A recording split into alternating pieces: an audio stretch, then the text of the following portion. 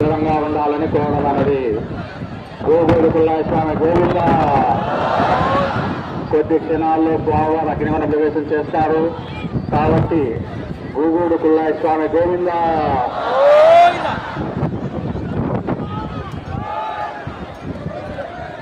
కొద్ది క్షణాల్లో భజంపులైన తర్వాత భక్తులు ఒక్కొక్కరుగా అగ్నిగుండ ప్రవేశం చేస్తారు. చివరిగా గోగోడు పుల్లయ్య స్వామి అగ్నిగుండ ప్రవేశం చేస్తారు కాబట్టి ఆ తర్వాత స్వామివారు జల్దీకి వెళ్తారు. కాబట్టి భక్తాదులు ఎక్కడ ఉన్నా కానీ వచ్చి స్వామివారిని దర్శించుకోవాల్సిందిగా కోరడం అన్నది. గోగోడు పుల్లయ్య స్వామి గోవింద.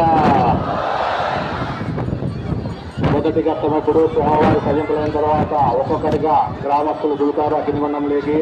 చివరిగా స్వామివారు దిగుతారు. మరి వచ్చేసి ఊరేగింపుగా ఊరంతా ఊరేగించిన తర్వాత గ్రామస్తులు అయిన తర్వాత చివరిగా బావి దగ్గరికి వెళ్తారు. జల్దీకి వెళ్తారు స్వామివారు. మళ్ళీ ఏడాది వరకు స్వామి దర్శనం ఉన్నది కాబట్టి వచ్చి స్వామివారిని దర్శించుకోవాల్సిందిగా అగ్నిగుండ ప్రవేశం కూడా ఇప్పుడే ఉంటుంది. మళ్ళీ సంవత్సరం వరకు ఉండదు కాబట్టి వచ్చి భక్తాదులందరూ వచ్చి దర్శించుకోవాల్సిందిగా కోరడం అన్నది. గోగోడు పుల్లయ్య స్వామి గోవింద. గోగోడు పుల్లయ్య స్వామి గోవింద.